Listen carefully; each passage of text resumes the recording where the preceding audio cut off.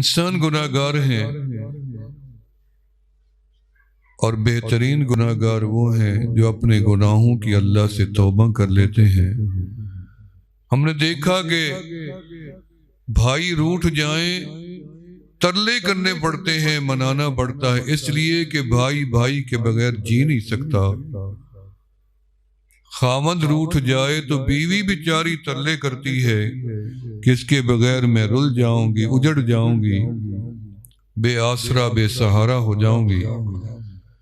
بیوی روٹھ جائے تو خاوند کہتا ہے کہ میرا گزارا گھر میں مشکل ہے۔ استاد روٹھ جائے تو شاگرد روتے ہیں، شاگرد روٹھ جائیں تو استاد روتے ہیں۔ لہذا دنیا کا منانا مجبوری ہے، در حقیقت رب کو منانا ہماری مجبوری ہو۔ دنیا روٹھ جائے کوئی فرق نہیں، رب روٹھ گیا تو نہ دنیا بچے گی نہ آخرت بچے گی۔